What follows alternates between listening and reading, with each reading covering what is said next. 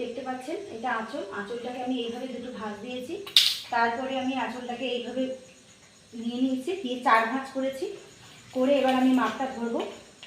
এখানে মাপ আছে, ক্যামেরার সামনে এসে এখানে মাপ আছে দেখুন 38। 38-এর সাথে প্রথমে আমি 3 ইঞ্চি যোগ করেছি, করে হয়েছে 41। তাহলে 41কে আমি 4 দিয়ে ভেঙেছি। তাহলে 41কে 4 দিয়ে ভাঙলে 10.2 বেরোয়। তার সঙ্গে 2 ইঞ্চি আমি এক্সট্রা নিয়েছি, এক্সট্রা কাপড়, সেটা সেলাইয়ের পরে যেটা বাড়ানোর জন্য নেওয়া হয়। তাহলে আমার মোট ছাতির মাপটা এসেছে কিন্তু 12.2। তাহলে চওড়াটা আমি নিয়েছি সেটা 12.2 আছে কি না দেখুন। এখানে 12.5 আছে, তার মানে এখানে আমার এসে যাবে। এবার আমি ঝুলের মাপটা ধরে নিলাম, তাহলে কাপড়টা আর আমার চওড়া করার এদিকে কোনো দরকার নেই। যা চওড়া নিয়েছি সেই চওড়াতে আমার হয়ে যাবে কাজ। আচ্ছা, এখানে আমি শেস্তর ঝুলটা নেব। শেস্তর ঝুল আছে দেখুন 15। তাহলে 15-এর সঙ্গে আমি 1 ইঞ্চি যোগ করব, প্লাস করব, তাহলে হবে 16। 1 ইঞ্চিটা নিতে হবে, কারণ নিচের দিকে সেলাই এবং ওপরে কাঁধে সেলাই 1 ইঞ্চি কমবে। তাহলে 16 নিলাম আমি শেস্তর ঝুলটা। এটা রেডি মাপ কিন্তু 15তে এসে দাঁড়াবে। আচ্ছা, এবার আমি পুটটা নিচ্ছি। পুটটা আমি যেহেতু এয়ার হোস্টেস করব, তাই জন্য আমাকে পুটটা যা আছে তাই নিতে হবে। তাহলে পুট আছে এখানে 15ই আমি পুট ধরব। 7.5 আমি দাগ দিলাম। এটা যদি ডিপ গলা হতো তাহলে কিন্তু আমি পুট 7.5 নিতাম না, পুটটা কিন্তু কম নিতাম।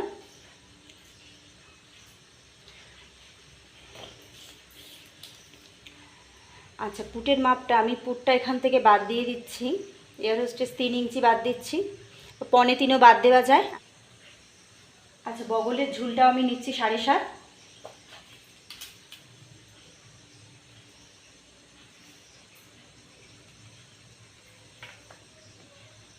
এইভাবে সোজা একটা লাইন টেনে নেব। 1 ইঞ্চি নিচে কাঁধ ডাউন করব।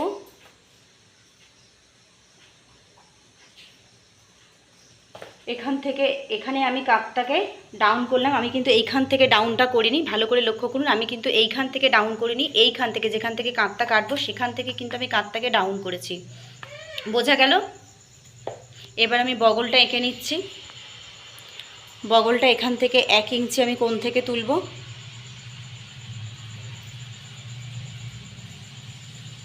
দেখে নিন। এবার ছাতির মাপ ধরব। ছাতি আছে 38। 38-এর সঙ্গে আমি আগে 3 ইঞ্চি যোগ করে নিয়েছি, তাহলে হয়েছে 41। 41কে 4 দিয়ে ভাঙবো, যেহেতু কাপড়টা 4 ভাঁজে আমি কাটবো সেই জন্য 4 দিয়ে ভাঙতে হবে। তাহলে 41কে 4 দিয়ে ভাঙলে 10.2 বেরোয়, মানে 4 10 40। আমি ভেঙে ভেঙে বুঝিয়ে দিচ্ছি আপনাদেরকে। দেখুন 4 10 40। আর যে 1 ইঞ্চিটা থাকছে সেই 1 ইঞ্চিকেও কিন্তু আবার 4 বার ভাঙতে হবে। তাহলে 1 ইঞ্চিকে যদি 4 বার ভাঙা হয় তাহলে 2 সুত করে বেরোয়। তাহলে উত্তর হচ্ছে 10.2, মানে 2 সুত এটা। তাহলে 10.2তে আমি আমার ফিটিংসের দাগটা দেব। নিতে হবে সেটা এক্সট্রা কাপড়। তাহলে যে সেলাইয়ের ফিটিংস দাগটা যাবে সেটা 10.2-এ যাবে, আর তারপর থেকেও এক্সট্রা 2 ইঞ্চি দাগ দিতে হবে। কাস্টমারের কোমর আছে 34।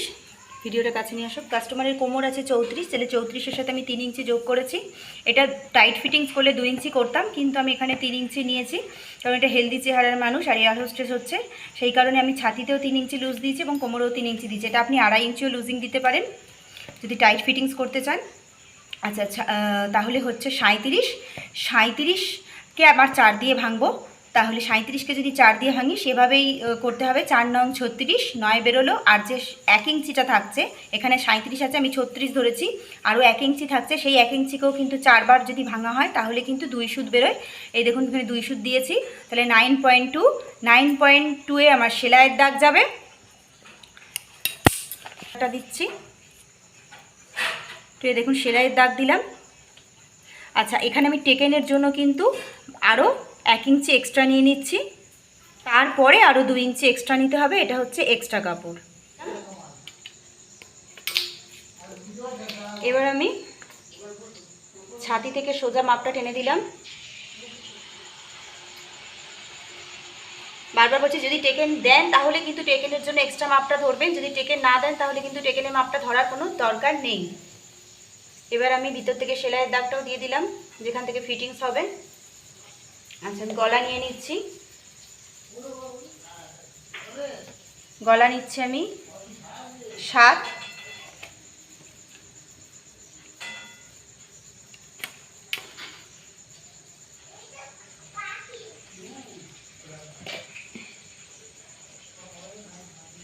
এটা সামনের গলা নিলাম 7, ব্যাক পার্টের গলা কিন্তু আমি কম নেব।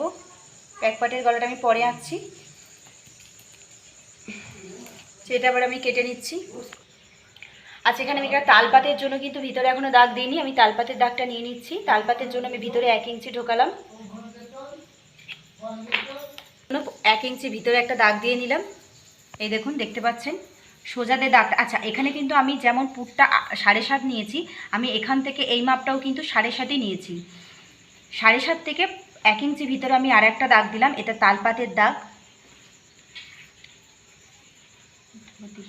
তালপাতের দাগ, তালপাতটা আমি 1 ইঞ্চি কোণ থেকে তুললাম। দেখুন তালপাতটা আমি কিভাবে দিলাম, তালপাতটা কিন্তু ভিতর দিকে এখানে এসে মিলে গেছে।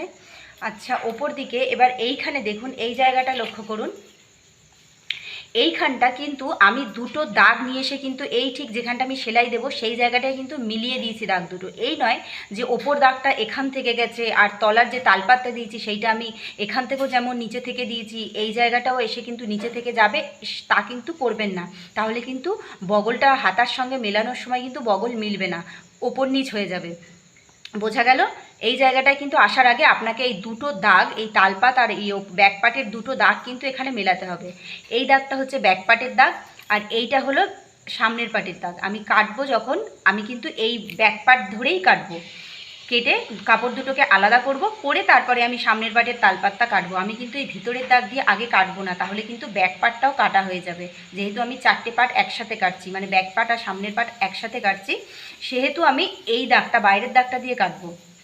হয় মিডিয়াম সাইজ হয় তাহলে 3.5 ইঞ্চি দিতে পারেন, খুব রোগা হলে 3 ইঞ্চি দেবেন। 4 ইঞ্চিতে দিলাম। এখানটা টেকেনটাও আমি 4 ইঞ্চি তুললাম। দেখুন বেস্ট পয়েন্টের মাপ, এখানে বেস্ট পয়েন্ট ধরুন 10 আছে, 9.5 থেকে 10, তাহলে তার থেকেও 2 ইঞ্চি নিচে টেকেন শুরু হচ্ছে। টেকেনটা এরকম 11.5, 12 এই অনুযায়ী শুরু হয়। এইদিকে 1/2 ইঞ্চি আর এদিকে 1/2 ইঞ্চি নিয়ে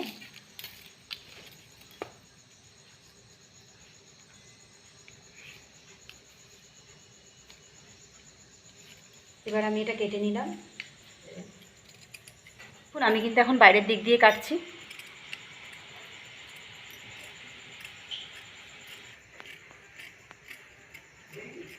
আচ্ছা, এবার দেখুন আমি এই দিক থেকে 1/2 ইঞ্চি ওপর দিকে একটা পয়েন্ট করলাম। এবার এই পয়েন্ট বরাবর একটা এই জায়গায় মিলিয়ে দিলাম। এইটুকু কাপড় আমি শেপ দিয়ে কিন্তু কেটে দেব। এখানে আমি কি করব, টেকেনের পয়েন্টগুলো করে নেব। কাঁধটা দেখুন যাতে দুটো কাঁধ বোঝা যায় সমানভাবে, তার জন্য এই কাঁধটা দেখুন আমি এখানে একটা পয়েন্ট করে নিলাম। এটা আমি এরমভাবেও একটু কেটে বাদ দিয়ে দিতে পারি যাতে বোঝা যায় যেটা আমার কাঁধ। এবার দেখুন আমি কি করব, এটা আমার ব্যাক পার্ট হয়ে গেল, সরিয়ে দিলাম একটা পার্ট। এবার আমি গলাগুলো কাটবো।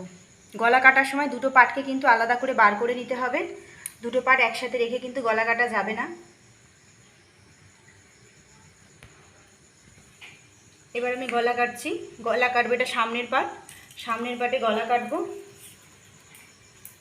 দেখুন আমি এখানে 7 নিয়েছিলাম আর গলাটা আমার আঁকাই আছে।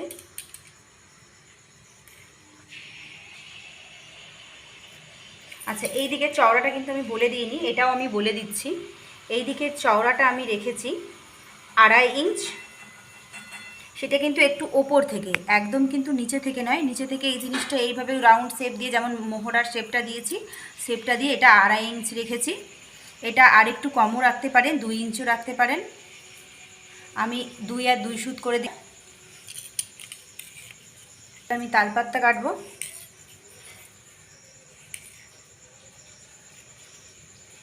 আচ্ছা, তালপাতটা কাটার সময় ভালো করে লক্ষ্য করুন, আমি কিন্তু কাঁধ কাটছি না, ঠিক আছে? কাঁধটা কাটলে কিন্তু কাঁধটা মেলানোর সময় ব্যাক পার্ট আর সামনের পার্টে কিন্তু কাঁধ মিলবে না, তখন কিন্তু ছোট বড় হয়ে যাবে। কাঁধ থেকে কিন্তু তালপাত কাটবেন না, কাঁধ থেকে একটুখানি সামান্য নিচের দিকে নামিয়ে কিন্তু তালপাতের শেপ দিতে হয়। দিয়েছিলাম সেই দাগ বরাবর আমি তালপাতটা কেটে বাদ দিয়ে দেব। এই কোণ বরাবরও আপনি মাপ ধরতে পারেন, এখান থেকে ধরলে 3.5 নামাচ্ছি। যদি সোজা ধরি, সোজা ধরলে আমি তো সোজা কেটে বাদ দিয়ে দিয়েছি, সোজায় ধরলে 3 নামাবেন। এই এয়ার হোস্টেস গলা করলে 2-2.5 দিনের মধ্যেই থাকে। অনেক কাস্টমার আছে যারা পিঠটা অনেকটা উঁচু থেকেই চায়, যে বলে একদম আমার কাঁধের ওপর থেকে করবেন, তাদের জন্য 2-2.5 নামাতে পারেন। যদি কেউ বলে একটু নিচের দিকে নামাবেন, তাহলে 3-4 নামাতে পারেন। আমি এখানে 3 নামালাম।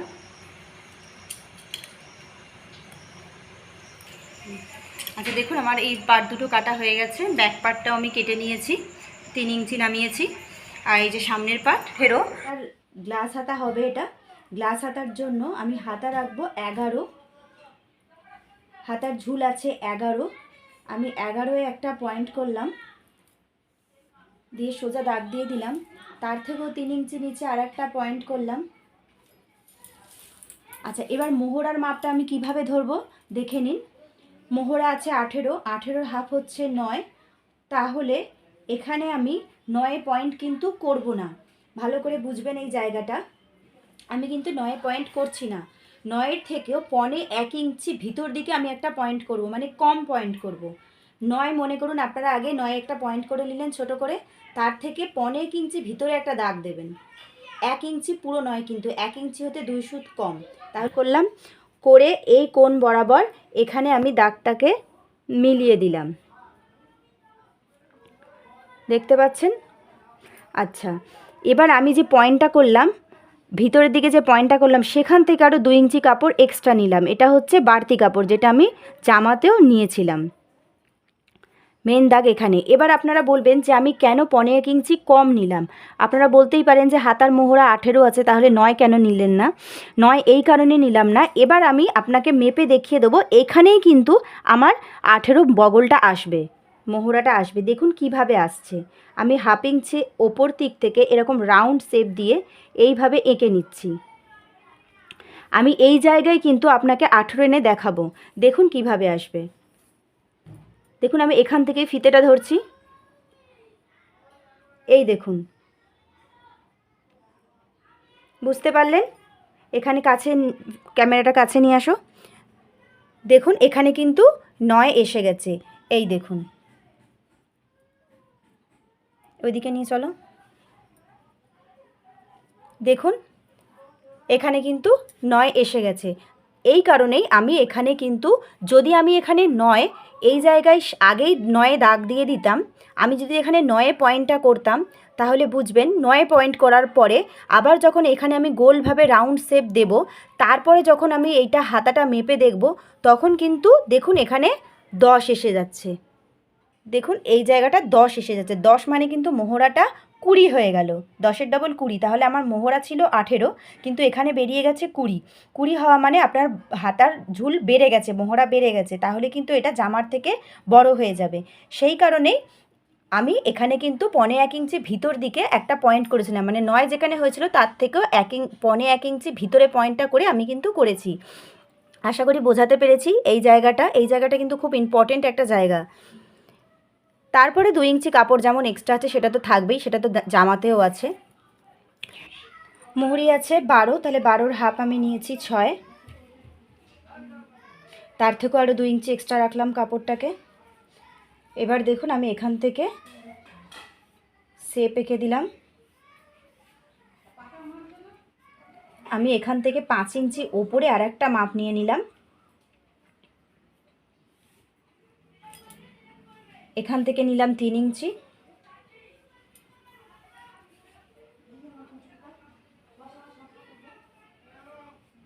এবার হাতাটা আমি এর সাথে মিলিয়ে দিলাম।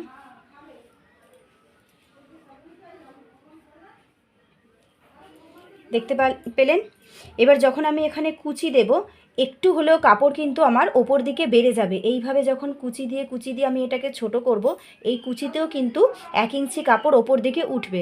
সেই কারণেই আমি হাতার ঝুলের সাথে 1 ইঞ্চি প্লাস করলাম না, কারণ আমি যদি এখন 1 ইঞ্চি প্লাস করতাম আর এখানেও কুচিতে আরও ওপর দিকে বেড়ে যেত, তাহলে কিন্তু হাতার ঝুল বেড়ে যাবে। বোঝা গেল এই জায়গাটা? এবার আমি এখানটা কেটে নিচ্ছি।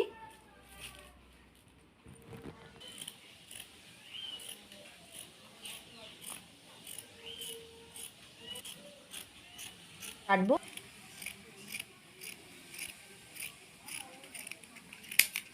ঘেরটা করা করার জন্য আমি এই কাপড়টাকে প্রথমে 4 ভাঁজ করে নিয়েছি। দেখুন 1 ভাঁজ, 2 ভাঁজ, 3 ভাঁজ, 4 ভাঁজ। কি করব, শেস্ত ওপরের পার্ট 15 ছিল, কাস্টমারের শেস্তটার 15 ছিল, এই পার্ট এখন 16 কাটা আছে, কিন্তু আমি 15টাই ধরবো, কারণ রেডি করার পর এটা 15 এসে দাঁড়াবে। দেখুন আমি এইভাবেও মাপ ধরতে পারি, এখানে এইভাবে বসিয়ে ঝুলের মাপটা ধরতে পারি। এমনি কোনো পিস কাপড় দিয়ে করেন, থান কাপড় দিয়ে, তাহলে কিন্তু একদম উপর থেকে এইভাবে মাপটা ধরবেন, তাহলে আরও লেন্থটা পেয়ে যাবেন। কিন্তু আমি এখন পাটটা বাদ দিতে চাই বলে একটু নিচের দিক থেকে মাপটা ধরছি। এবার আমি ঠিক কাঁধ থেকে ধরবো ঝুলের মাপটা। দেখুন রেডি আছে 47, কিন্তু আমি 48-এ দাগ দিচ্ছি নিচে মোড়ার জন্য। আচ্ছা, এবার আমি এই পাটটাকে সরিয়ে দেব, সরিয়ে দিয়ে আমি দেখব এখানে টোটাল মাপ কত আছে। এইভাবে ফিতেটাকে বসাবো। দেখুন এখানে 39 আছে, দেখতে পাচ্ছেন ওপর থেকে দেখুন একবার। আমি কিভাবে ফিতেটা ধরে এবার ঘুরিয়ে ঘুরিয়ে মাপটা ধরবো সেটা দেখুন।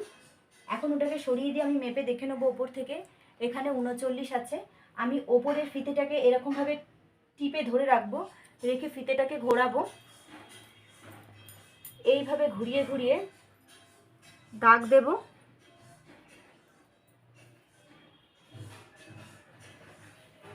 আমি এই পার্টটা যেহেতু টেকেন পড়বে, টেকেন দেওয়ার পর কমে যাবে, আর আমি যদি এখনই এই পার্টের মাপে করি তাহলে টেকেন দেওয়ার পর যখন ছোট হয়ে যাবে এই কোমরটা কিন্তু তখন বড় হয়ে যাবে।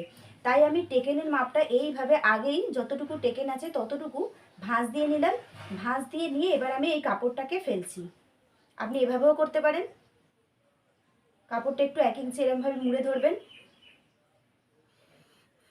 দেখুন এইভাবে ধরলাম, ধরে আমি দাগটা দেব।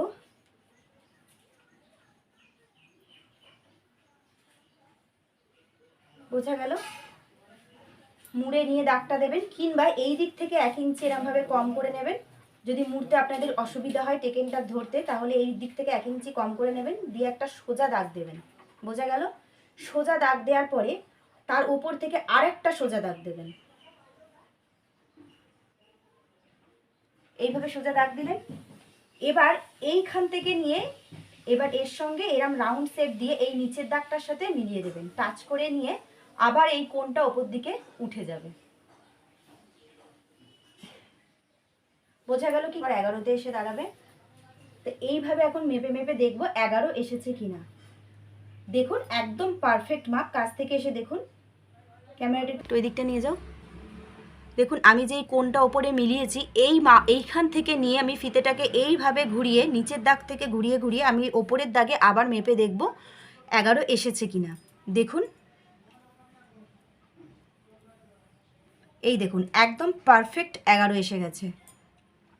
এটা যদি আমি নিচের দাগ দিয়ে ধরে করতাম তাহলে কিন্তু এটা আরও বেড়ে যেত, কারণ সোজা তো এখানে কাটিং হয় না। আপনি প্রথম যে মাপটা ধরেছিলেন সেই মাপটা ধরে সেই মাপের হিসাবে যদি আপনারা কাটিং করতে যান তাহলে এটাকেও আবার যখন রাউন্ড শেপ নিচের দিক থেকে দেবেন তাহলে এটা আরও বেড়ে গিয়ে এটা 12-13 ইঞ্চিতে চলে আসবে। সেই কারণে আমি এটা একটু ছোট নিলাম, ওপর দিকে দাগ দিয়ে এই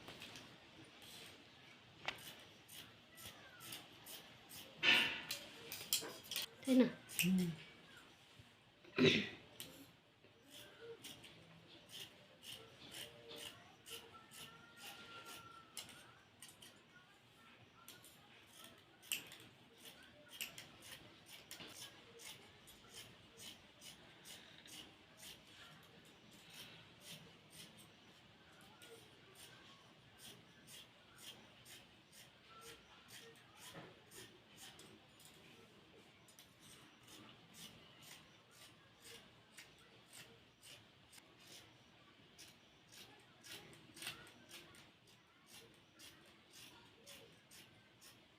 আচ্ছা একটা জিনিস লক্ষ্য করুন, এখানে কিন্তু আমার এই কাপড়টার মধ্যে কোনো জায়গায় কিন্তু নিচের দিকের পাটটা অর্ধেক অর্ধেক হয়ে পড়ে নেই।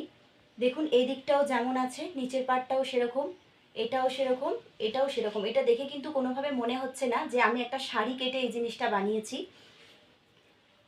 আর এটা যদি আমি এই চুড়ি প্যান্ট যেভাবে এই ট্রায়াঙ্গেল শেপে কাটে সেরকম যদি ট্রায়াঙ্গেল শেপে এই ত্রিভুজ আকারে কাটতাম তাহলে কিন্তু শাড়ির যে পাড়গুলো আছে কিছুটা এই অংশে কিছুটা তারপরের অংশে হয়তো কোনো অংশে পড়তো না, সেই কারণে আমি কিন্তু এটা এইভাবে কাটলাম না।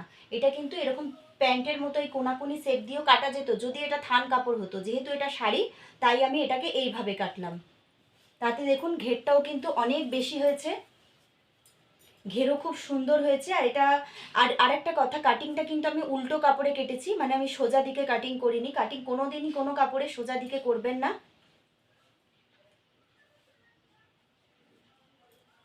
এই একটা আমি এখন ওপরের শেষের পাটটাকে রেডি করে নিয়েছি, হাতা লাগিয়ে নিয়েছি, 2 তার সেলাই দিয়ে নিয়েছি। এবার শুধু নিচের ঘেরটাকে ঝুললেই জামাটা কমপ্লিট হয়ে যাবে। তারপর আমি এটা পরে আপনাদেরকে দেখাবো। দেখুন জামাটা খুব ভালো করে, জামাটা দেখুন কাঁধের এই পোর্শনটা কতটা সুন্দর হয়েছে, সুন্দরভাবে বসেছে জামাটা। দেখুন এখানে কিন্তু কোনো ভাঁজ পড়েনি, কোনো কোঁচ হয়নি, কোনো জায়গায় কিন্তু ফুলে নেই। হাতটা একটু এই পোর্শনটা দেখুন কতটা সুন্দর হয়েছে এই ফিটিংসটা। এখানে কিন্তু এইভাবে কিন্তু কাপড়টা ভাঁজ খেয়ে নেই, ফুলে নেই। এই জায়গাটা ম্যাক্সিমাম মানুষের এতটা করে ফুলে থাকে, ফিটিংস হয় না, কিন্তু এখানে ফিটিংসটা দেখুন কতটা সুন্দর। গলাও দেখুন একবারে উঁচুও হয়ে যায়নি, খুব ডিপও হয়ে যায়নি, জামাটা খুব সুন্দর বসেছে। দেখুন কতটা সুন্দর লাগছে। পিছনটা ঘোরো, এবার পিছনটা দেখুন কতটা সুন্দর। সরে আসো, এদিকে সরে এসো, চলে এসো। পিছনটাও দেখুন কাঁধের এই পোর্শনগুলোয় কিন্তু কোনো ভাঁজ আসেনি, দেখতে পাচ্ছেন কতটা সুন্দর হয়েছে। পা হাতাটাও খুব সুন্দর ফুলেছে, দেখুন একদম সুন্দর টাইট ফিটিংস একটা জামা, একদম পারফেক্ট ফিটিংস একেই বলে। তুমি ঘোরো, তোমার মতো ঘোরো।